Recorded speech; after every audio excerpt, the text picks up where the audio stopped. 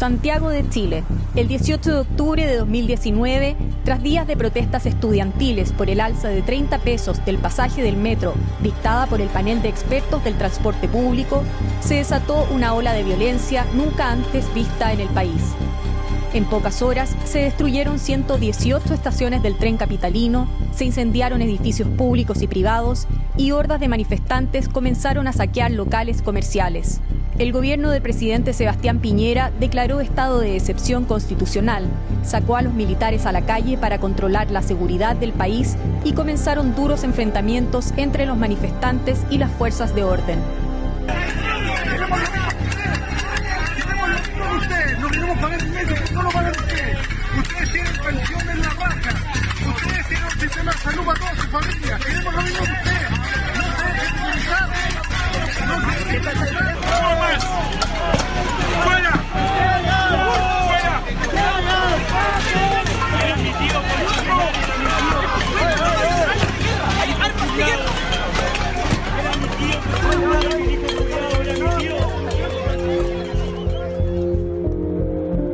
Que dije, por fin Chile despertó, porque nosotros veíamos que en otros países la gente salía a manifestarse. Fue algo completamente fuera de todo guión. Pocos países creo que han enfrentado fenómenos tan violentos y tan prolongados como el estallido social en Chile. Y yo creo que en el estallido, el llamado estallido social, que al final fue antisocial, se coordinaron fuerzas muy oscuras, político-delictuales.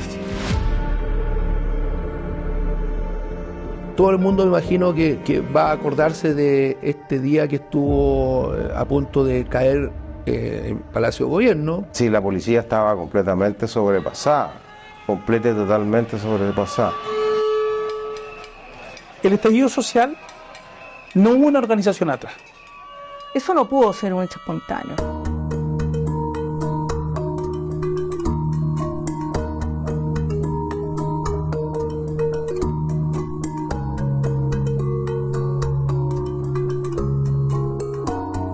Mirado a la distancia, hay que ser capaces de discriminar lo que fueron las manifestaciones y las expresiones sociales legítimas, que son propias de toda democracia, del esfuerzo de sectores radicalizados que se refleja sobre todo en la frase que dice en su momento el presidente del Partido Comunista la misma mañana del 19 de octubre, que el presidente Piñera tenía que renunciar, ¿no? Y básicamente tiene que ver con todo lo que es el octubrismo y el uso de la violencia con propósitos políticos, que lejos lo más lamentable del 18 de octubre en adelante.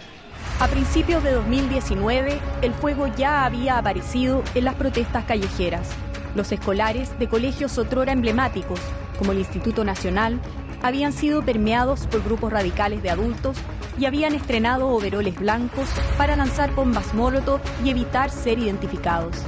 3 días antes del estallido y tras haberse enfrentado con guardias del metro, estudiantes del Instituto Nacional protagonizaron uno de los hechos más violentos de esas jornadas. Usaron líquidos acelerantes para incendiar la oficina del inspector.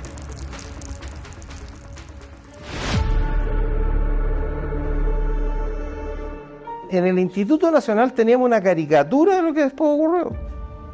Es decir, aparecía un grupo de encapuchados que se tomaba el instituto y que de repente se iban al techo y empezaban a tener bombas Molotov. Llegaba Carabineros, llegaban los de verde. Los de verde procedían muchas veces sin respetar los protocolos y el centro de padres se quebraba. Entonces yo te digo, ahí teníamos ya un laboratorio de lo que iba a ocurrir. Hacían prever un escenario complejo desde el punto de vista del orden público, pero jamás en la magnitud, en lo serio que fue lo que pudimos observar después.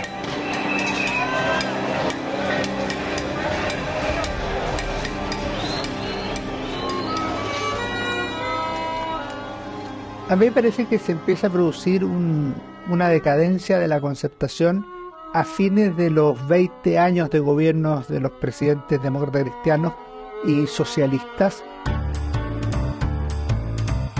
La crítica proviene de la derecha, en el sentido que hay que cambiar el gobierno, no puede seguir gobernando la concertación, y después de la izquierda extra concertación, fundamentalmente a partir del 2011, de manera que la concertación, que había sido un gobierno exitoso por 20 años, se ve superada históricamente, y esto se debe en parte a su incapacidad de renovación generacional, bastante visible en las elecciones de 2009, derrota cultural, o sea, en las universidades, en ciertos grupos de estudio y en otros, las posiciones de izquierda se van imponiendo a las que sostenían estos grupos de la Concertación.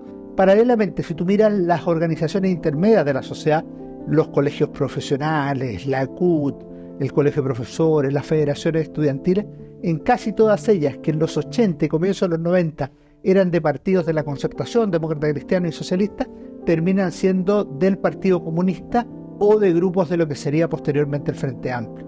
De manera tal que hay una pérdida paulatina de capacidad de la propia Concertación.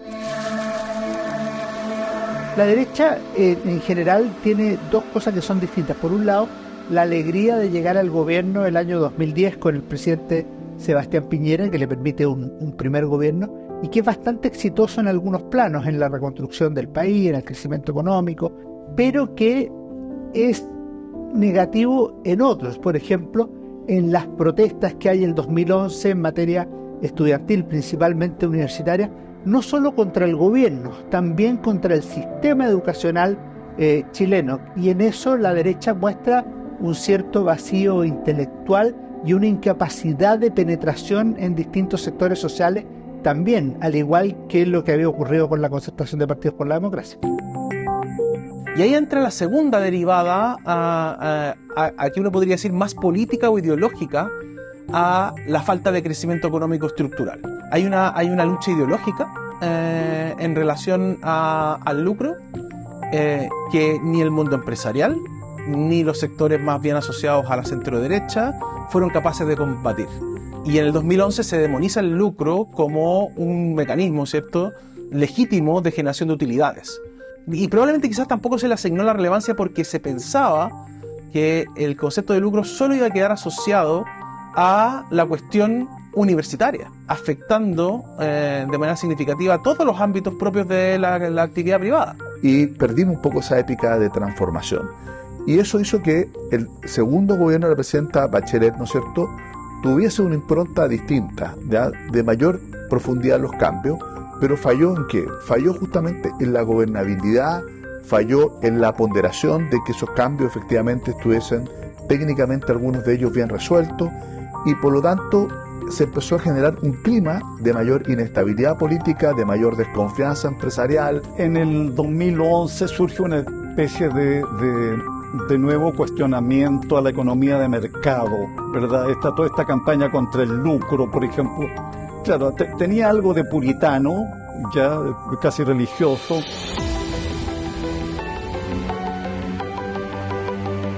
Creo que este discurso antineoliberal es en el fondo una reivindicación del estatismo, una nueva versión del estatismo como fórmula milagrosa, pero que no ha funcionado en ninguna parte. El país progresó gracias a una combinación virtuosa de la iniciativa privada, ¿verdad?, y el apoyo de un Estado democrático que estableció reglas del juego claras para que la economía de mercado pudiera adquirir un gran dinamismo y pusiera a Chile en el primer lugar de América Latina. El 2011 cambia la forma de hacer política en Chile. En la práctica siempre se había utilizado entre 1990 y 2010 una negociación política entre el presidente y los partidos, entre el presidente y el Congreso. Pero en 2011 eso se va directamente a la calle o a los actores sociales que pasean de alguna manera al sistema político, negociando directamente desde la calle con el gobierno o con los parlamentarios, pero cambiando el paradigma, y eso los obliga a los sectores políticos a integrar a estos grupos por ejemplo, de la candidatura de Michelle Bachelet del 2013 y al gobierno en 2014. En 2011, en todo caso, había bastantes expectativas. Efectivamente, estos jóvenes de entonces hablaban en términos de grandes cambios, de educación gratuita y de calidad, todo muy razonable y que se ajustaba a las necesidades de la población, la cuestión de las pensiones, y en fin, otras preocupaciones que efectivamente han existido, pero que finalmente quedaron en nada.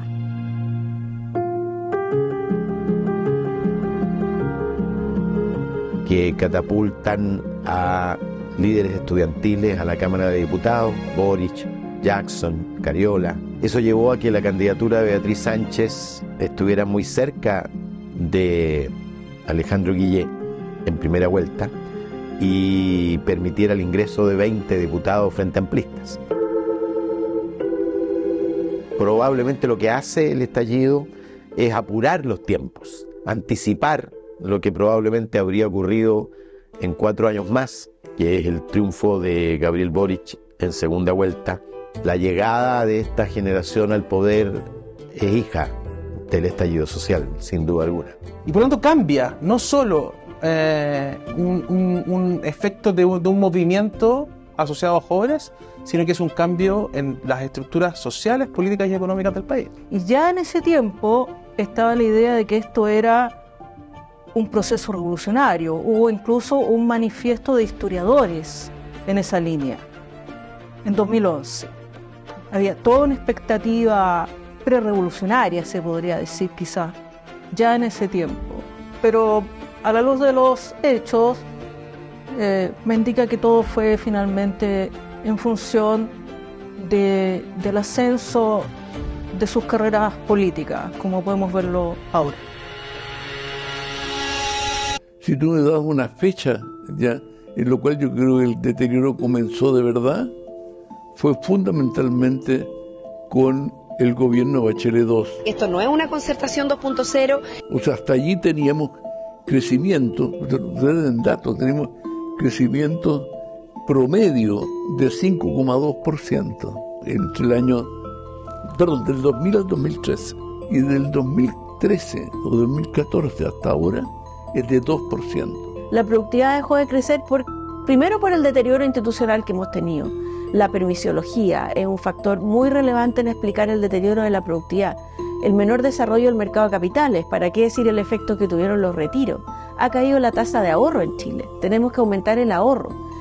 Y por último, yo creo que este es el desafío más importante que tenemos, nosotros no podemos aspirar a ser un país desarrollado con los déficits que tenemos en capital humano.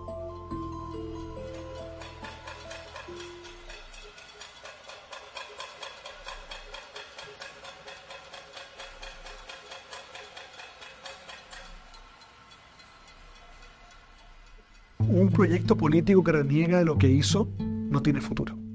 Y probablemente eso fue en parte lo que le pasó a la concertación, o particularmente no a la concertación, a la nueva mayoría. Recordemos que la nueva mayoría es la versión concertacionista más tirada hacia la izquierda, con la inclusión del Partido Comunista, que siempre fue crítico de la concertación. Cuando cambia esa composición de la concertación a la nueva mayoría, quienes llegan critican lo anterior y comienza la instalación de un discurso autoflagelante respecto de lo que se había hecho.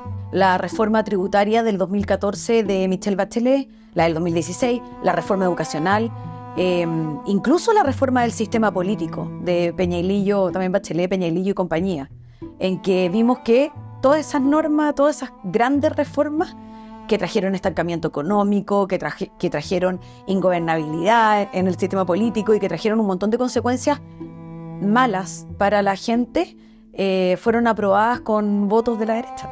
Bueno, en parte el estallido ocurre en una economía que venía ya varios años creciendo muy lento, en la cual cuando hay boom económico, cuando uno crece sólido, como que muchas de las preocupaciones como que íbamos todos saliendo.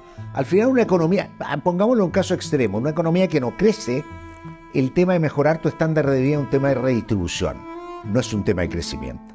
En una economía que crece, todos podemos compartir el crecimiento.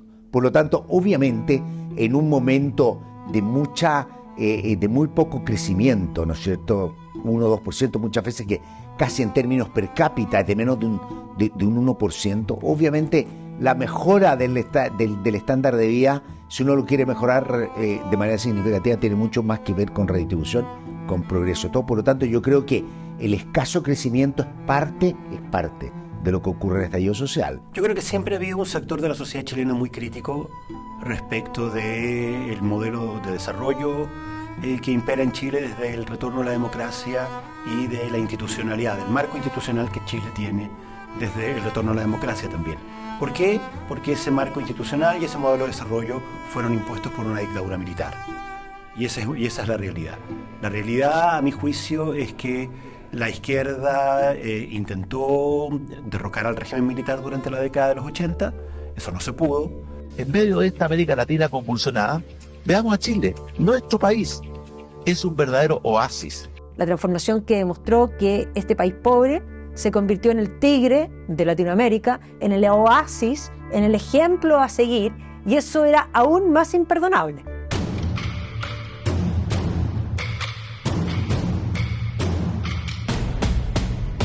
Yo creo que efectivamente en eso, claro, el estallido evidentemente tuvo un ingrediente antidemocrático muy fuerte. Otra parte fue las manifestaciones sociales masivas, que efectivamente pueden haber sido muy profundamente democráticas y presentan malestares reales de la gente. Pero la destrucción que se dio y el impulso y legitimización de la violencia, la búsqueda explícita de la renuncia del presidente de la República y también de terminar con el Congreso. Se insistió mucho en que había sido un hecho espontáneo debido a todas estas necesidades que efectivamente han existido hasta ahora en la población, pero eso es falso, es imposible. Pero que se generaron condiciones de manera más o menos espontánea y que permitieron que un diseño planificado de insurrección de masas pudiera tener eco en la sociedad. Cuando uno mira con retrospectiva, yo creo que uno debiera concluir que esto era parte de algo que estaba pensado, diseñado y que finalmente se ejecutó. Para llegar al poder había que polarizar, había que establecer ciertas cosas como ciertas.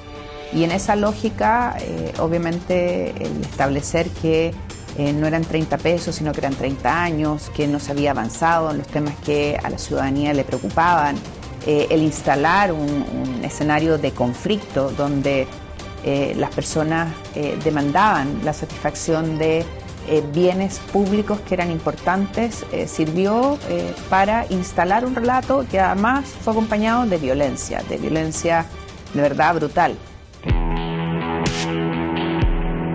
Y no hubo capacidad ni de análisis, ni de reacción, ni de ponerse en este escenario de un objetivo determinado, que era llegar al poder mediante el cuestionamiento de lo que había sido la trayectoria de la concertación primero y después, ¿no es cierto?, finalmente de la nueva mayoría, porque los 30 años no son concertación, son un grupo importante de años, concertación, luego gobierno, nueva mayoría, Piñera, etcétera.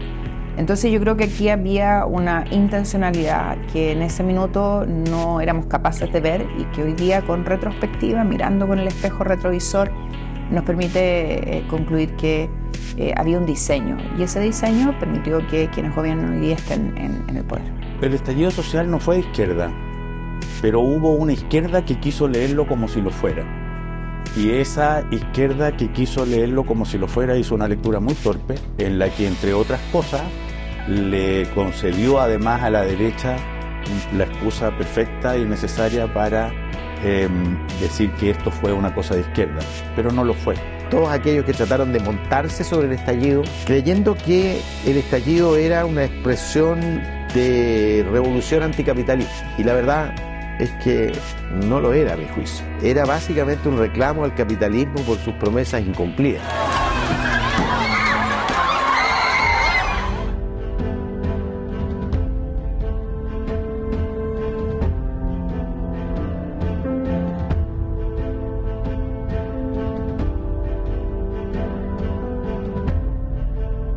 Entre un 30 y un 35% de los chilenos, te decía en el 2019, que era legítima la violencia con el objetivo de poder conseguir cambios políticos y sociales. Y sobre ese 35% había una serie de elementos que estaban legitimados. El que baila pasa tenía un 60% de apoyo. La funa a los políticos, 70% de apoyo. Pero llegan los héroes de la calle, que lo van a ayudar. No le van a levantar. ¡No levantan! ¡Es posible! ¡Es posible ganar a la desigualdad! ¡Es posible ganar a la injusticia! La primera línea, 55% de imagen positiva. la Plaza Dignidad. Se dedicaron a una verdadera campaña de odio político, de destrucción de imagen, de Arica a Punta Arenas, con rayado en todas las calles, atentando contra dos instituciones principales de la República: la Presidencia de la República y los Carabineros de la Policía de Investigaciones. No es casualidad que la izquierda chilena eligiera a la autoridad y a aquellos que ejercen esa autoridad en la vía práctica, que son los Carabineros, como objetivos a destruir. Y lo lograron durante mucho tiempo. Era evidente el intento de sacar al presidente Sebastián Piñera de la moneda. Así, los llamados a la toma de la moneda eran gravísimos. Sectores de la centroizquierda y la izquierda presentaron recursos, como por ejemplo un recurso ante el Senado para diputados, ¿no?, de oposición, para sacar al presidente de la presidencia debido a incapacidad mental para conducir el país, que es una cuestión que yo creo que a la izquierda le debería dar vergüenza haber siquiera pensado en usar ese tipo de instrumentos. Creo yo sí que hubo personas dentro de la centroizquierda, comillas, democrática, que vio con cierta simpatía la caída del expresidente Piñera. De que la acusación constitucional no cumple con los requisitos que la Constitución Política de la República señala. Yo creo que ahí lo que hubo fue básicamente oportunismo político y también la espina clavada del no haber podido terminar con la institucionalidad de Pinochet, de no haber podido terminar con el modelo económico de la dictadura militar. Dejó ahí una espina que resurgió y reapareció cuando finalmente pierden el gobierno y se van a la oposición. Y en el contexto del estallido social, yo creo que eso es todavía más vergonzoso y más inexplicable que una izquierda que se suponía, una centroizquierda que se suponía que tenía convicciones democráticas, que había luchado por la democracia y por lo tanto iba a estar dispuesta a defenderla siempre, estuvo disponible para validar la violencia, para validar el intento de derribar a un gobierno electo en las urnas un año y medio antes. Sí, yo lo digo, hubo gente que estuvo por derrocar a Piñera, por cierto, hubo gente que estuvo por derrocar a Piñera con un ambiente de efervescencia y de, yo le llamo insurrección social, y por otro lado utilizando herramientas constitucionales y presionando. Afortunadamente eso no existió. Entonces cuando se comenzaba a fraguar una acusación, yo indagaba con mis colegas opositores de entonces, me decían, no, es una locura, no, ¿cómo se te ocurre? Yo jamás voy a votar eso. Pero una vez puesta la acusación, se generaba tal radicalización, tal polarización, que se hacía casi imposible oponerse.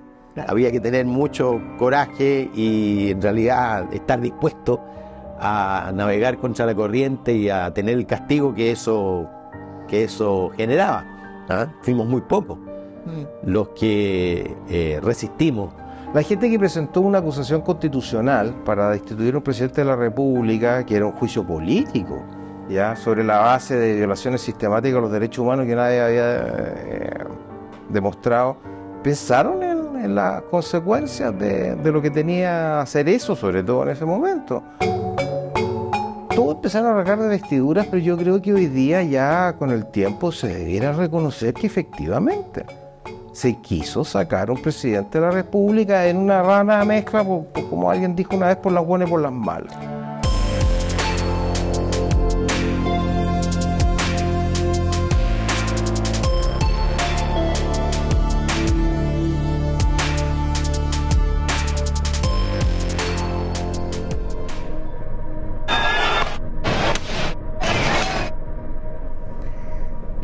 Yo viví en carne propia varias manifestaciones violentas. Yo sufrí perdigón de parte de carabineros, violencia, me golpearon, me lanzaron gas pimienta en la cara y solamente por estarme manifestando con un traje. Y esa violencia también yo creo que empezó de parte de carabineros. Y después fue como la réplica. Eso es lo que yo veía estando ahí en Plaza Dignidad, como nosotros le decíamos, era una respuesta a la violencia que recibimos de parte de militares y carabineros, que la gente empezó a defenderse, pero con piedras. En ese momento particularmente en sectores juveniles, se empezó a extender la idea de que Chile era un verdadero Estado policial, donde el Estado violaba los derechos humanos sistemáticamente. ¿Qué significa esto? Que el presidente de la República había ordenado violar los derechos humanos, para eso había un plan, un ataque que tenía que ejecutarlo, y lo estaba ejecutando, era Carabineros de Chile, y se había pactado la impunidad.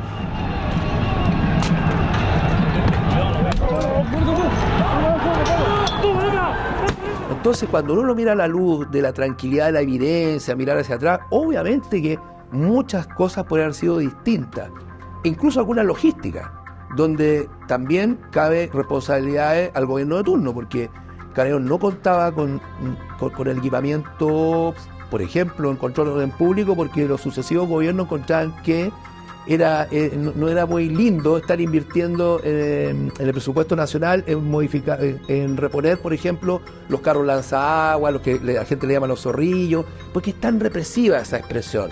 Sí, pero esa debilidad política nos empujó a nosotros a estar en una situación bastante, digamos, desfavorecida. Eso no significa desconocer las faltas que pueden haberse cometido, los abusos que pueden haberse cometido. Le tocó enfrentar a Carabineros en las calles de Santiago, Valparaíso, Concepción, Temuco, una situación nunca vista. La agresión directa, muchas comisarías asaltadas por los delincuentes, muchas unidades militares también atacadas. Esos no eran manifestantes comunes y corrientes, eran delincuentes que querían debilitar a la policía para ganar nuevos territorios, y parece que lo hicieron, lo consiguieron. Un hecho que agravó la sensación pública de descontrol fue la denuncia del Instituto Nacional de Derechos Humanos sobre la supuesta existencia de torturas en Metro Baquedano. La dio a conocer el entonces director Sergio Mico en Radio Cooperativa. Al otro día, en la Comisión de Derechos Humanos del Senado, fue increpado por el entonces director de la PDI, Héctor Espinosa. Me pareció de una absoluta irresponsabilidad que sin verificar los datos se entregue a la ciudadanía en un momento de efervescencia donde hay mucha intranquilidad, se le entregue información errada. Usted me pide disculpas a mí, usted tiene que pedirle disculpas a Chile. Nosotros recibimos 7.000 denuncias los primeros días. Nosotros presentamos 3.200 querellas. Ahora, cuando tú presentas una querella es porque una persona te vino a decir, por ejemplo, sabe que fui desnudada en un calabozo, me hicieron hacer sentadillas, me amenazaron con violación. Nosotros partimos de la base que una persona que te dice eso, muy difícilmente te está mintiendo. Quien tenía que investigar era la Fiscalía y quien tenía que emitir los juicios son los tribunales de justicia. Y eso nosotros lo reclamamos con mucha fuerza, porque hubiese bastado que hubiésemos hecho como Estado de Chile un esfuerzo para haber investigado mucho más rápido lo que estaba ocurriendo. Y en casos como ese, los medios de comunicación parecieran haber renunciado a su tarea de hacer la verificación. Se hacen eco de lo que dicen las redes sociales, que no tienen ninguna exigencia ética de nada, y por lo tanto lo tiran y lo dicen. Se hacen eco de las cámaras que repiten esto en el sistema político. Alguien lo está diciendo, por lo tanto la noticia es que alguien lo está diciendo, no importa si es verdad o mentira, y después viene el ejercicio de verificar, que tengo que decir que los medios se lo hicieron. El problema es el timing, es la cantidad de tiempo que pasa entre que se comunica, aunque se diga, no sabemos si es cierto. Porque hubo una especie de joint venture entre la violencia política y la violencia delictual, criminal, derechamente, y las mafias. Yo soy testigo no hubo periodo de mayor imperio del narcotráfico en los barrios que durante el estallido, porque todas las fuerzas policiales estaban concentradas en la violencia política y por lo tanto, y yo creo que actuaban con conocimiento de causa. Anarquistas, revolucionarios radicales y partidarios de la violencia han existido siempre, pero son marginales. Y lo que ocurrió en el estallido es que conectaron con algo.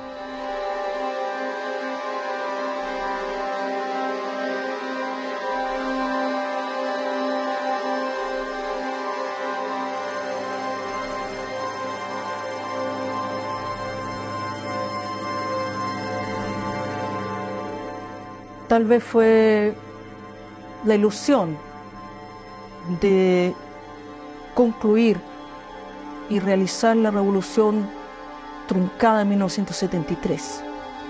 De ahí pienso yo que podría haber derivado esta especie de postración de la gente mayor en edad ante gente tan joven.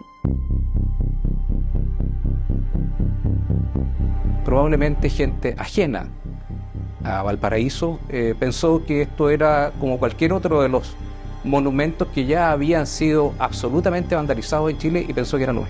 Ese monumento está al cuidado de la Armada y la Armada no iba a permitir de que esto volviera a ocurrir en otra ocasión. Y por esa razón yo le mandé un mensaje a la institución indicando de que esto había sido algo excepcional, pero de aquí en adelante las cosas no iban a ser así. Con el tiempo parece que esto tuvo otra connotación porque fue un punto de inflexión. La Armada no va a permitir que esto vuelva a ocurrir. Haremos y tomaremos las medidas que correspondan para evitar que desadaptados y delincuentes intenten mancillar el honor de nuestros hombres. Que los medios también vieron que la violencia era una opción legítima de cambio social. Y eso lo tenemos súper documentado. O sea, las encuestas de esa época reflejan que la población, buena parte de la población, pensaba así. De manera que no es raro que los medios también hayan reflejado un poco esta idea. Lo que faltó, creo yo, una cierta postura moral de decir, bueno, aquí está el límite de lo tolerable, porque más allá de eso tú empiezas a comprometer la democracia misma y el Estado de Derecho. Pero, ¿para qué se lo vamos a pedir a los medios si ni el sistema político estuvo de acuerdo con eso? Vamos a recibir a representantes de la primera línea. Preocuparse más de que ingresó una persona con una capucha al Congreso Nacional que de que siguen siendo asesinadas personas de manera casi frecuente y pareciera ser que esto se naturaliza en la institucionalidad y a nadie le importa. Eso me parece que es mucho más grave. Yo creo que lo que nosotros tenemos no es una crisis solo política. Por supuesto tenemos una crisis política seria, pero nosotros tenemos una crisis moral muy seria, ¿ya? Y por lo tanto lo que se debe y no se debe hacer, porque algo es bueno, es algo que muchos prefieren mirar para el lado y que otro lo haga. Aquí hubo, insisto, mano negra, planificación y muchos recursos. Creo que fue lamentable la actitud asumida por la centroizquierda, que quedó paralizada y se sumó a esta interpretación de que estaban estallando los malestares, las desigualdades y todo aquello. La prensa ayudó mucho, la televisión mucho, ciertos académicos disolutos, instalados cómodamente en la universidad, en sus escritorios minoritarios, alentando la revuelta, la revolución. Ellos sin correr riesgo, los que corrían riesgo eran los estudiantes. Bueno, ¿y qué decir la actitud de la izquierda radical? Vimos surgir el 2019 una corriente golpista de izquierda. O sea, para la gente de mi generación era difícil estudiar. No estaba masificada la educación. Eso ya era casi un logro difícil de alcanzar en mi época. O sea, yo estudié durante la dictadura, que eso también fue muy determinante. Entonces, personas que pudieron estudiar, tener estudios de posgrado, algunos estudiaron con gente muy importante de universidades extranjeras, o sea, lo que significa o debiera significar un alto nivel de su capacidad cognitiva, racional, intelectual, en un sentido bien amplio, ¿ah? O sea, no solo aspectos técnicos, son reflexiones de alto nivel, que deben estar integradas a otras cosas. Entonces, que personas que tuvieron acceso a esa educación hayan apoyado esto, eso ya era un síntoma alarmante para mí. Dada la cámara de eco en la que vivíamos en esos días, en que no estábamos seguros de nada y que las diferentes opiniones llegaban por redes sociales, por todas partes, que había violencia en la calle, que había violencia contra los medios de comunicación, esa recolección de evidencia para fundar una opinión pudo haber estado sesgada en ciertos casos, porque se vivió esto con mucha pasión, también por parte de los periodistas, o de algunos periodistas, también por la naturaleza misma de los aparatos televisivos y de sus estructuras. Tienen que mostrar conflicto, tienen que mostrar pasión, tienen que comprometer a la audiencia. Y tampoco es que estuvieran tan equivocados. Lo que estaba sucediendo en nuestras calles era efectivamente una cuestión súper conflictiva, súper intensa y súper pasional. Chile llevaba una tradición democrática, de respeto al orden público, a las personas, que se descolocó producto de lo que vimos en ese tiempo. Hay muchas imágenes que yo creo que a todos nosotros se nos olvidan y que hoy día a través de las redes sociales, de los reportajes, de distintos medios de comunicación uno empieza a reconstruir. Gente que estaba en el Parlamento, gente que hoy día está en el gobierno, en la calle, provocando e incitando a la violencia. Eso cuesta recordarlo.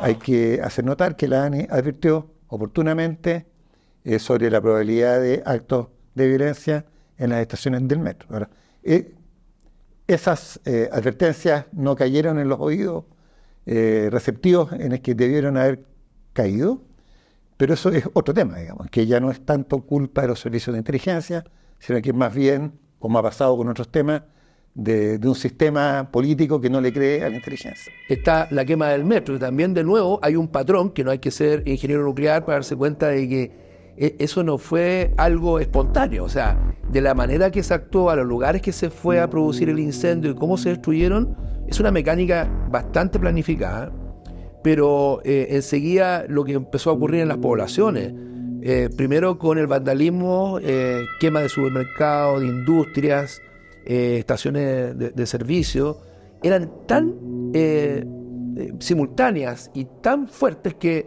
la fuerza del Estado tambaleó. El 20 de octubre, el presidente Sebastián Piñera se reunió con los máximos representantes de los poderes del Estado.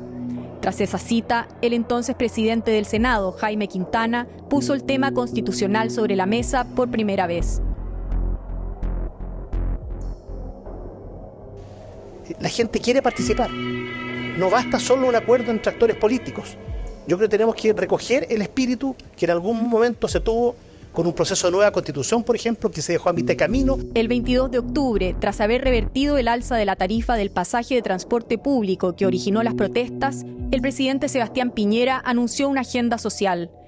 Esta incluía un aumento inmediato de la pensión básica solidaria en un 20%, un ingreso mínimo garantizado de 350.000 pesos, la reducción del precio de los medicamentos, un seguro para enfermedades catastróficas, la anulación del alza de la tarifa eléctrica y un plan de reconstrucción de los lugares vandalizados a lo largo del país, entre otras cosas. Es verdad que los problemas no se han producido en los últimos días, se venían acumulando hacía décadas. Pero es verdad también que los distintos gobiernos no fueron o no fuimos capaces de reconocer esta situación en toda su magnitud. Esta situación de inequidad, de abuso, que ha significado una expresión genuina y auténtica de millones y millones de chilenos. Reconozco esta falta de visión y le pido perdón a mis compatriotas. El paquete de medidas anunciado por el presidente Piñera no logró calmar los ánimos. El 25 de octubre, aún en estado de excepción, las manifestaciones se masificaron y tuvieron su máxima expresión en la llamada Marcha del Millón. A mí la manifestación del 25 de octubre de 2019 me parece que logra hacer sentido a la ciudadanía la protesta que se había estado desarrollando en las semanas anteriores por los estudiantes y que había tenido su etapa de mayor violencia y de mayor impacto con el asalto y quema de las estaciones del metro el 18 de octubre. Pero el 25 de octubre lo que se produce es una percepción de que la ciudadanía está de acuerdo con las demandas que en ese minuto se plantean fundamentalmente como sociales. Cuando fue la marcha, o sea, para mí eran como sentimientos encontrados, porque dije, por fin Chile despertó, porque nosotros veíamos que en otros países la gente salía a manifestarse, se subía el alza del combustible, como pasa en Argentina, y la gente sale a manifestarse, y acá simplemente la gente no hacía nada. Pero ese día dijimos, por fin, vamos a manifestarnos porque necesitamos que nos escuchen. Las fuerzas más grandes que me pareció ver ahí fueron en un primerísimo lugar, en un primer momento los jóvenes, menores de alrededor de 20 años, menores que los frente amplistas, esos fueron el motor de arranque. Las mujeres. Y la culpa no era mía, ni dónde estaba, ni cómo decía. Y la culpa no era mía. De muy distintas edades y que se manifestaban de manera, se reunían en los distintos espacios con mucha personalidad. O sea, eso fue muy fuerte. Grupos de pertenencias muy diversas, mucho loco con temas de salud mental, hacían discursos en la esquina, en fin. Y yo creo que y entre medio y todo lo que tomó un protagonismo muy fuerte por razones evidentes fue que además hubo una irrupción de delincuencia de muy distintos tipos.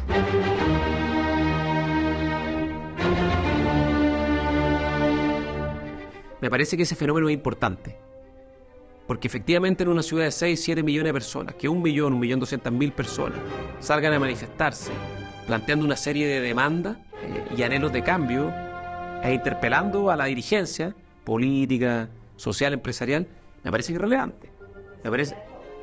Había de todo, y por lo mismo hay que tomárselo muy en serio, porque no había ningún liderazgo convocando detrás, ni había una causa definida, y por lo tanto reducir lo que fue el 18 de octubre única y exclusivamente a su expresión delictual, que es la más vergonzante, me parece que es un error.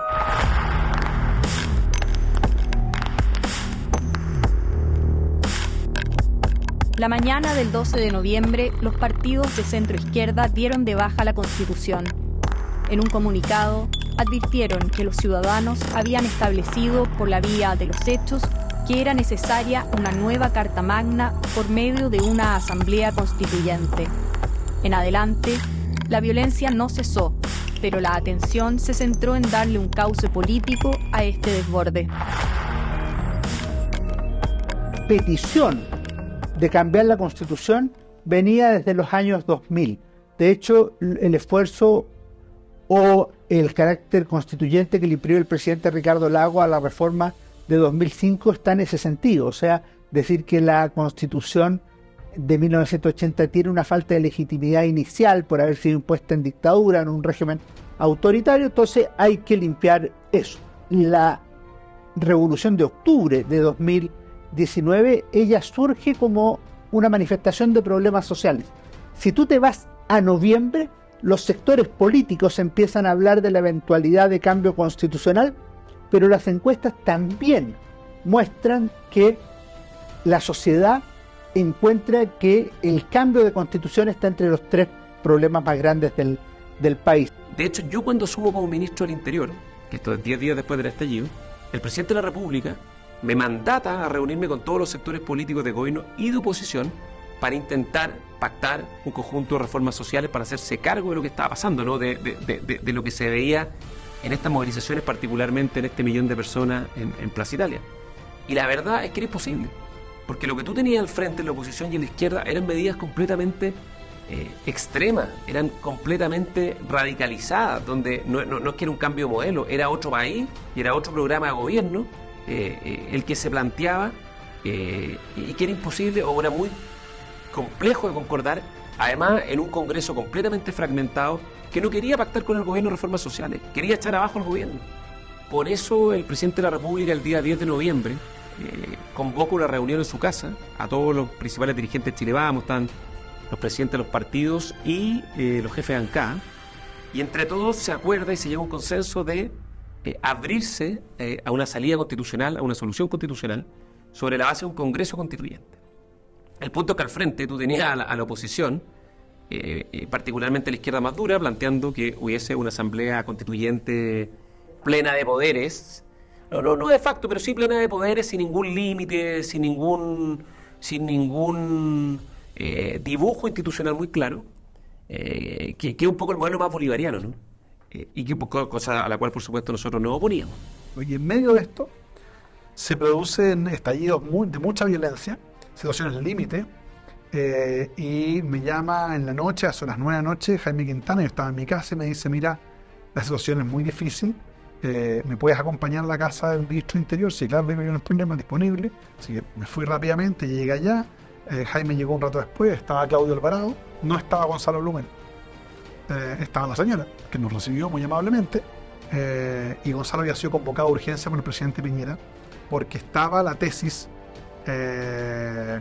dominante a esa hora, que el presidente Piñera tenía que sacar a los militares a la calle, esa noche. Y se produjo un diálogo muy difícil. Nosotros conversábamos con los nuestros para efectos de poder decir: oye, aquí hay que buscar una fórmula para poder bajar el nivel de tensión. Se interlocutaba con las policías para saber cuál era la verdadera situación. Gonzalo estaba en el Palacio de la Moneda con el presidente, y de pronto nos llamaba a nosotros, nos preguntaba: oye, ¿qué espacio hay, digamos, por un acuerdo? Nosotros le dijimos: mira, la única posibilidad real de que haya un acuerdo político es que no tengamos los militares en la calle, porque el problema es que si no, nuestras bases nos van a dejar fuera. O sea, los mismos parlamentarios van a decir que con militares en la calle no hay acuerdo. Nosotros habíamos tenido un periodo de excepción constitucional de emergencia que duró, si mal no recuerdo, cerca de 9 días.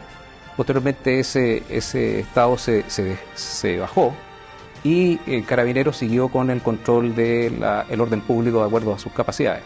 También recuerdo que el día 7 de noviembre fuimos llamados a un Consejo de Seguridad Nacional, Consejo de Seguridad que hoy día la verdad es que no cumple con el propósito que su nombre lo indica, que es Seguridad Nacional. Y por una situación bastante simple: las actas son públicas, y uno no puede en ese ambiente, en ese lugar, develar alguna vulnerabilidad de nuestro país tan crudamente y públicamente, porque no solamente hay intereses foráneos que quieran que el país le vaya mal, sino que también podrían haber intereses internos. Que el presidente de la República, como jefe de Estado, naturalmente tuvo una comunicación directa con los jefes de las Fuerzas Armadas y los comandantes, ¿no?, de las Fuerzas Armadas, y los directores de las policías. Y yo quiero ser súper claro y categórico: no hubo en ningún momento una oposición por parte de las máximas autoridades militares y policiales a cumplir con su deber constitucional de resguardar la seguridad y el orden público. Eso no ocurrió en ningún momento, por el contrario, todas manifestaron disposición a cumplir con sus obligaciones si es que el presidente así lo requería. Entonces veníamos saliendo el día 7, creo que fue, y esto fue el día martes. La violencia durante el fin de semana se permaneció, no diría yo con la misma intensidad, pero sí con bastante fuerte. Y habíamos tenido varias reuniones con el ministro en esa oportunidad, y donde el tema de volver a un estado de excepción constitucional no estaba en juego, no se había tocado nuevamente.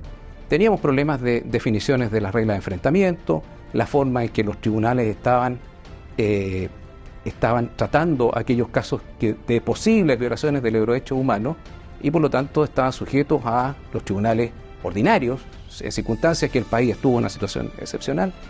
Y por lo tanto el día 12 no teníamos información, ni siquiera al mediodía, de que esto podría ocurrir. Recibí, eso sí, en la tarde, estimo yo 19 horas, una llamada al ministro de Defensa, y donde me cuenta que efectivamente se estaba pensando y analizando la opción de declarar un nuevo estado de emergencia, un estado de excepción constitucional.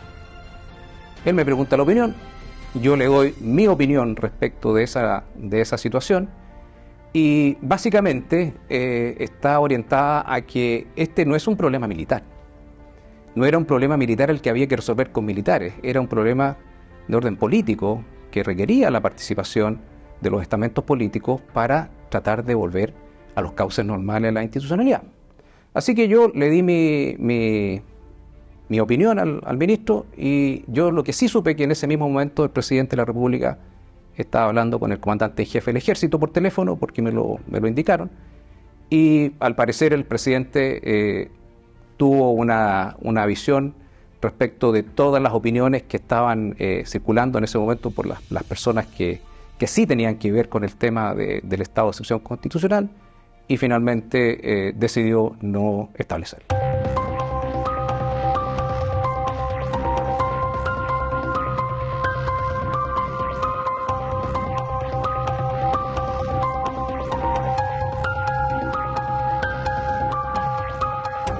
General. Presidente. ¿Cómo está el ánimo en las filas? Existe preocupación. Hay varios cuarteles asediados, pero aún bajo control. Y dígame, ¿pudo hablar con los otros generales? Sí, presidente. ¿Y cómo le fue? Hay dudas. A algunos nos preocupa que se repita la historia. ¿De qué historia me habla? La de los héroes por un día, presos para toda la vida. No son situaciones comparables, general. Presidente, piénselo detenidamente. No es nuestra intención revivir la experiencia del 73. Tampoco la mía, pero le recuerdo que este es un caso muy distinto. Ustedes estarían defendiendo la democracia y lo harían cumpliendo con un mandato de rango constitucional. Lo tengo presente, pero también sé que el ejército está entrenado para el combate armado, no para controlar el orden público. El resultado puede ser diferente al esperado, presidente. Nadie quiere más heridos. Todo lo contrario. Habría que actuar con todas las restricciones del caso general. De lo que ahora se necesita es recuperar el orden en las calles. De salir, tendríamos que actuar bajo condiciones que aseguren el éxito de la misión con reglas claras del uso de la fuerza. ¿Acaso un respaldo no sería condición suficiente? Presidente, con todo respeto, para una decisión de esta envergadura es deseable contar con el respaldo del Poder Ejecutivo y Legislativo, tal como sucede en situaciones de guerra. ¿Algo más que quiera agregar, general? La decisión es suya, presidente. Quedamos a su orden. Que fue un día donde la Mesa Unidad Social llamó a una huelga general que fue muy violenta. Probablemente el día y la noche más violenta después del 18 de octubre, con ataques a unidades militares, a edificios públicos, la intendencia de la gobernación en Concepción, en Antofagasta, el incendio de la iglesia de la Veracruz en el barrio Las Tarrias, Santiago. Hoy hemos vivido una nueva jornada de violencia, de destrucción. Yo creo que la clase política ha sido criticada o ha sido mirada, digamos, como que no estuvo a la altura. Esta es la máxima expresión. Yo creo que la clase política en general no tuvo la convicción, no tuvo el amor a los valores que trascienden, que son de la patria, del Estado de Derecho durante mucho tiempo. Y tuvieron que llevar casi una ecuación de secuestro, al presidente de la época, poco menos que si no firmaban un acuerdo nacional, esto podía terminar en cualquier cosa. Yo tengo una mirada súper crítica en general de los políticos de la época. El gobierno fue débil. En algún momento incluso nos sentimos totalmente solos. Un acuerdo por la paz, por la justicia y por una nueva constitución para Chile. La noche del 12 de noviembre y por cadena nacional, el presidente llamó a un acuerdo por la paz, por la justicia y la nueva constitución. Durante las siguientes jornadas hubo intensas negociaciones entre el oficialismo y la oposición, hasta que en la madrugada del 15 de noviembre, este se firmó. Era una solución muy institucional a un problema muy complejo. En otras partes de América Latina esto termina con guerrillas en el monte, como hablan, no sé, los colombianos. Acá terminó en el Congreso Nacional y terminó con un apoyo, además de una voluntad de construir un nuevo pacto social muy mayoritaria, 80%. Y las características que tuvo, o sea, que no fuera piloteado por los partidos, tuvo un apoyo incluso un poquito superior, digamos mismo 80%. Es decir, más allá de los partidos y los sectores políticos precisos, hubo un acuerdo bastante amplio de llegar a este camino. Y fue un camino institucionalizador, muy a la chilena en la mejor versión de lo que nosotros somos. No era que se vaya el presidente Piñera, era que se vayan todos. Era que se caía toda la institucionalidad pública. Y era que volvíamos al tiempo de las cavernas, sin democracia, sin instituciones, sin nada, y finalmente el caos. Cuando yo recuerdo ese mismo día, el día que se suscribe el Acuerdo por la Paz, claramente había un grupo en la calle que no quería ese acuerdo, que quería este acuerdo de facto no constitucional, no democrático, y recuerda que el mismo acuerdo del 15 de noviembre tuvo que ser legislado en el Parlamento con la concurrencia de los votos para poder implementarlo. No era llegar y en la calle ponerse de acuerdo y hacer lo que a un grupo le pareciera, no. Era que quienes tenían el mandato constitucional, los representantes en el Parlamento, lo debatieran, lo discutieran y lo aprobaran, que es finalmente lo que termina haciéndose. Bueno, no es casualidad que el acuerdo se haya llamado por la paz y la nueva constitución, Porque el plebiscito de entrada al final dejó a los chilenos entre la espada y la pared. Supuestamente se trataba de que era la democracia la que estaba resolviendo la controversia, pero todos sabíamos que soterradamente había una amenaza de que volviera la violencia. Y eso, en mi opinión, explica en gran parte el resultado de esa elección. De hecho, la salida política que se acordó, que fue este primer proceso constitucional, puso de rodillas justamente la democracia. Yo creo que fue la única salida. No sé si yo creo que un acuerdo nacional para reformar pensiones y hacer un conjunto de cosas que estaban en la demanda podría haber sido más efectivo, porque la política respondió con política cuando en verdad debió haber respondido, a mi juicio, con reformas sociales. El 25 de octubre de 2020 se realizó el plebiscito de entrada, donde un 78,31% votó por redactar una nueva constitución. Además, un 79% se inclinó porque lo hiciera una convención constitucional. Ese organismo comenzó a trabajar el 4 de julio de 2021 y la conformaron políticos, dirigentes sociales y también personas que se dieron a conocer en las protestas. Los cuestionamientos a su trabajo abrieron el debate sobre la efectividad de esta salida democrática. Desde aquí, desde la Plaza de la Dignidad, zona cero de la resistencia contra la policía y la política corrupta.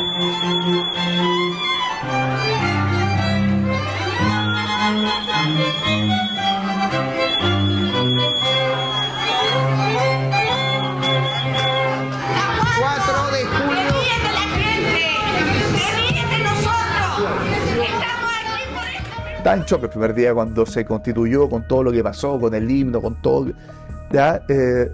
Y fue bien desesperanzador, obviamente. Esa convención fue elegida al tenor de ese estallido. Por lo tanto, llegaron muy mayoritariamente a la convención justamente personajes que representaban una gran intensidad y una gran diversidad de causas y una gran inexperiencia en el poder y en la toma de decisiones. Entonces llegaban más causas a pelear que voluntades de construir. La gente ha bajado de peso, fíjese. Me parece inhumano cómo estamos sentados. Y como sabemos perfectamente, eso no funcionó para el objetivo central que tenía. Pero en cambio sí acompañó, creo, un proceso de institucionalización y de normalización del país. Nos tiene pendientes de qué aprendizaje sacar de él, porque hasta aquí es un fracaso. Bueno, en la convención ese año fue como vivir un reality y como vivir en familia. Porque en todas las familias se pelea, en todas las familias discuten, en todas las familias no se ponen de acuerdo. Y en la convención era exactamente lo mismo. Fue bastante complicado para mí, porque yo trabajaba como transportista escolar por 10 años y antes trabajaba era tía de jardín. Entonces, el computador yo no lo ocupaba. Para mí era todo papel, todo papel. Y así entró una serie de personajes sin ningún tipo de experiencia política, que básicamente se transformaban en voceros de sectores, de ismos, voceros del medioambientalismo, del agüismo, del plurinacionalismo. Yo soy un constituyente, trato de ser consecuente. Yo soy un constituyente, con nuestra presidente. Yo soy un constituyente, Jaime Vaso está rico, está crujiente. De pequeñas causas, ruidosas sin duda, pero que no tenían la capacidad ninguna, primero de tener un proyecto común y presentarle a Chile un proyecto que tuviera sentido común. Entonces, en la medida en que, por una parte, el proceso constituyente se fue perdiendo legitimidad por estos constituyentes, ¿cierto?, que fueron muy responsables, y el emblema es Rojas Bade, que hizo su campaña en torno a una enfermedad que nunca tuvo. Contarles que yo mentí sobre mi diagnóstico, no tengo cáncer. Se empezaron a sumar otra serie de elementos que le fueron cada vez restando más legitimidad al proceso. Creo que yo siempre pensé que iban a coaptar el modelo económico, que iban por eso. Entonces que íbamos a ver el derecho de propiedad, el orden público económico erradicado tal vez, o al menos minimizado, desprotegido, pero no pensé que iban por todo. Y la verdad es que fueron por todo. Hermanas y hermanos, compañeras y compañeros, refundar este Chile. Había muchas cosas que sí le mejoraban la vida a la gente. Habían otras cosas que redundaban y habían otras cosas como que no tenían para qué estar. Me llena de alegría y también de gran responsabilidad. Después de tener la oportunidad, uno quiere todo cuando hay oportunidades. Ya, aprovechemos todo porque está la oportunidad. Pero no es así.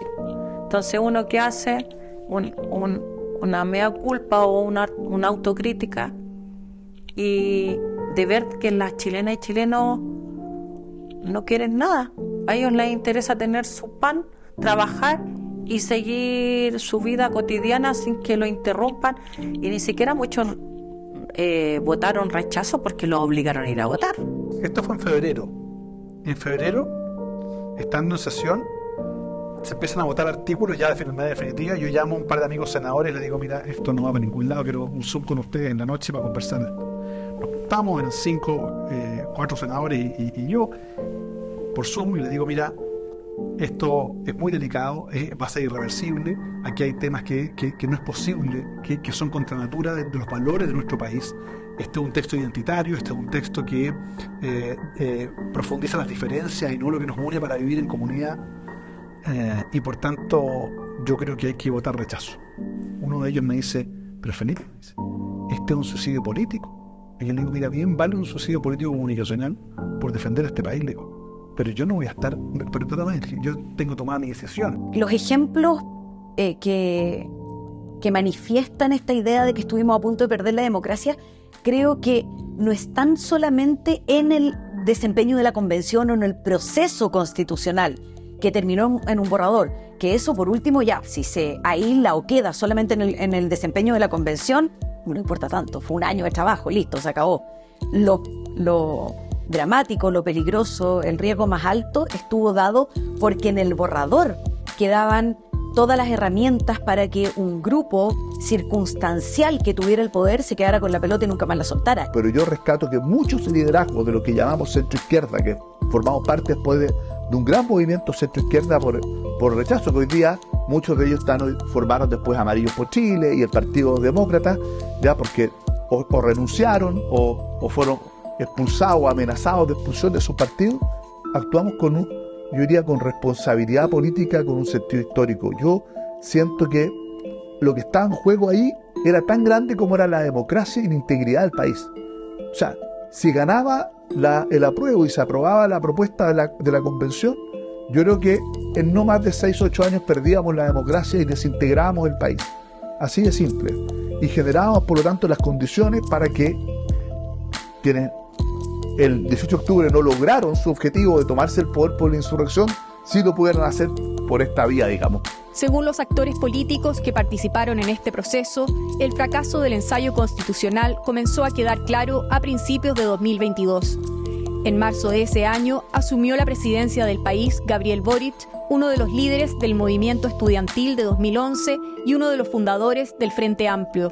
Gran parte de su programa de gobierno estaba ligado al éxito de la propuesta de nueva constitución que emanaría del órgano dominado por la izquierda. De esta forma, tanto él como su gobierno se la jugaron por completo para que se aprobara el texto.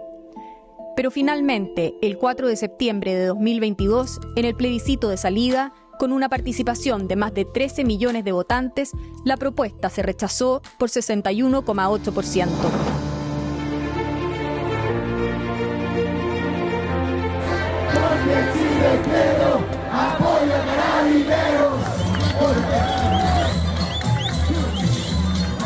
Bueno, el rechazo salía sin duda en la votación más importante del último tiempo en Chile y de hecho hasta hoy es la elección con más votantes en la historia de nuestro país. Y ahí los chilenos demostraron un acto de madurez al rechazar esa propuesta refundacional, pero también lograron generar un cambio en el escenario político para siempre. Se rompen las divisiones que había hasta entonces en la historia política y se reconfiguran nuevas alianzas hacia el futuro. Por eso ese día no solamente se rechazó la propuesta de la nueva constitución, no solamente se rechazó el trabajo de los convencionales constituyentes, ese día se rechazó la revolución. Porque la propuesta constitucional que se hacía al país no era una propuesta que se abordara desde el sentido común, ni se hiciera cargo de lo que éramos como país. Y yo creo que el que muchos pese a que nuestros compañeros de ruta, nuestros amigos políticos planteaban algo distinto, estuviéramos dispuestos a ponernos al frente, dar la pelea en lo que nos parecía era lo que el país quería, representaba, soñaba, hizo que las fuerzas se reacomodaran y más del 62%, casi el 63% dijera eso no es lo que quiero. No quiero un país dividido, no quiero un país en donde no seamos todos iguales, sino que unos tengan más derechos que otros. Yo creo que al final primó el sentido común. ¿Cómo fue esto de que gente de centro izquierda y centro derecha empezaran a conversar respecto del proyecto constitucional? Muy simple. Nos dimos cuenta que en ese minuto estábamos en la misma vereda. Muy simple. Nos dimos cuenta que había que defender al país respecto de un proyecto constitucional que era malo. Ganó el rechazo principalísimamente porque la convención se distanció del sentido común de la gente de una manera arrolladora. Muchas veces yo comenté ahí adentro que parecía que esto fuera un reality, porque los datos de afuera venían con mucha fuerza, y venían con mucha fuerza desde hace mucho rato. Pusieron por escrito lo que quieren para Chile, pusieron por escrito lo que de verdad piensan de la democracia liberal, lo que de verdad piensan de la economía, incluso con sus teorías, cuál más alocada que otra, especialmente la del decrecimiento. Ganó el rechazo y fracasó la convención y fracasó el gobierno, porque el país que imaginaban no era el país real, porque ellos creían además que el estallido representaba la voluntad mayoritaria de la ciudadanía por reemplazar el capitalismo por una sociedad distinta y que la refundación del país era una demanda mayoritaria de la sociedad, y la verdad es que el rechazo muestra que no lo era. Yo creo que el cambio más grande que hemos tenido es el gobierno actual. Una coalición joven, bastante inexperta, con pocos pensadores de largo alcance, que cuando uno tiene 2 años estudiando, no es muy distinto cuando ya lleva 20 años pensando en los temas. Así que no es. Que iba a cambiar todo, que iba a reemplazar el modelo, que iba a barrer con todo el neoliberalismo. Y no ha hecho nada de eso, nada. ¿Y por qué es eso? Vuelvo a lo básico, porque la nuestra es una economía sólida, bien fundamentada. Tenemos muchos problemas, tenemos que arreglar. Pero esto no es llegar y acabar con las cosas. Esta línea más insurreccional que sigue ahí, quizás esperando su momento. Pareciera haberse extinguido, pero estos fenómenos siguen ahí y en cuanto al uso de la violencia, que se manifestó con furia en esos días, eso sí ha permanecido, se ha profundizado y se ha ido transformando. Y ahora la violencia dura y terrible proviene del crimen organizado. Es decir, incomparablemente más terrorífica. O sea, el rechazo tuvo un impacto tremendo porque efectivamente bloqueó ya todo lo que era el sueño transformador muy irresponsable y muy real que llevaba. O sea, se acabó con eso. Yo creo que todo lo que pasó a contar del 18 de octubre tiene algo que hay que rescatar. Y yo lo que rescataría es el acervo democrático e institucional de la gran mayoría de Chile, ¿no? Que enfrentaba a los extremos, que enfrentaba a los excesos, a los radicalismos, a la violencia. Optó por una vía democrática, optó por una vía institucional y demostró un gran acervo institucional, una gran cultura democrática, rechazando los extremos y estando dispuesta la ciudadanía a enfrentar un proceso complejo, difícil, que finalmente no terminó bien, porque no logramos llegar a un nuevo texto constitucional, pero que permitió, yo creo que es lo más importante de todo, resguardar la continuidad de nuestra democracia, que se ha quebrado en varias oportunidades en nuestra historia. Y cada vez que la democracia se ha quebrado, ha tenido costos profundos en nuestra convivencia. El intento de tener una nueva constitución como respuesta al estallido no prosperó. Con muchas menos esperanzas y expectativas, hubo un segundo ensayo cuyo rechazo le cerró la puerta al tema, al menos por unos años. Hay quienes creen que ni la violencia ni las ideas refundacionales están muertas, sino solo dormidas. ¿Qué debe pasar en los próximos 30 años para que no se repita esta revolución fracasada? Hoy día uno dice, no era el camino constitucional lo que pedía la ciudadanía. El camino constitucional fue la vía para enfrentar la violencia que había en esa época. Pero los temas que muchas y muchos con justicia reclamaban no se han abordado, y hoy día, transcurridos 5 años, probablemente en muchos lados están peor que en esa época. Los cambios parece que se hacen de a poco. O sea, el camino reformista es un camino más productivo que el cambio repentino. De hecho, si aquí hubiera llegado a instalarse un cambio repentino, lo que uno hubiera deseado era que hubiera vivido un ajuste progresivo, como lo vivió, por ejemplo, la Constitución del 80. Bueno, la lección que nos deja todo esto es que en la democracia no se pueden hacer trampas. Yo no puedo querer ganar a través de la violencia lo que no consigo a través de los votos. Y lamentablemente eso estuvo pasando en nuestro país, quisieron conseguir a través de la calle lo que las elecciones les negaron. Y yo creo que esas lógicas en un sistema verdaderamente democrático tienen que ser rechazadas y debemos huir por definición. Que el octubrismo no está muerto. Está soterrado e instalado en diferentes espacios del servicio público y muchas veces pagado con el impuesto a todos los chilenos. Está en algunos catedráticos de las universidades que están adoctrinando a sus alumnos en torno a esta idea de revolución total. Y por tanto eso demanda que la política se organice de una forma distinta. Porque en las últimas 5 elecciones, el pueblo ha elegido a quien está en la oposición. Eso quiere decir que sus gobernantes, cualquier sector político, no han sido capaces de resolver sus diferencias. Y eso, lo que hemos vivido, nos obliga, primero, a asumir ciertas demandas sociales básicas, pero segundo, a construir una mayoría como la del 62%. Con generosidad, pero con visión de futuro. No para gobernar 4 años, para gobernar 12, 16 o 20 años, que es lo que hicimos con la concertación.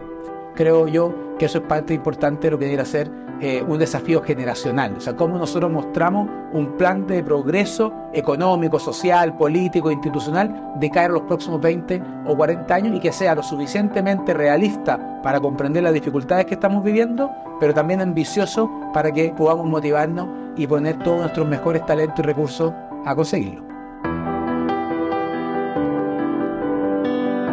Una de las cosas que todavía me genera mucha preocupación es que tengo la certeza, lamentablemente, de que el día en que la derecha vuelva al gobierno, muchas de las cosas que vivimos en el 2011 y sobre todo muchas de las cosas que vivimos en el 2019, lamentablemente, se van a volver a activar, se van a volver a intentar instalar por un sector de la sociedad chilena y particularmente de la izquierda y eventualmente de sectores también de la centroizquierda. Creo que esa es, a mi juicio, una preocupación y es también probablemente la prueba de fuego de cuánto hemos aprendido y sobre todo cuánto ha aprendido la generación que hoy día está en el gobierno, que hoy día aparece como muy moderada, muy responsable, muy defensora y cuidadora del Estado de Derecho, del orden público. Bueno, el día que nos volvamos a ver en la oposición vamos a ver cuánto de realidad, cuánto de sinceridad había en este giro que encabeza en este tiempo el presidente Gabriel Boric.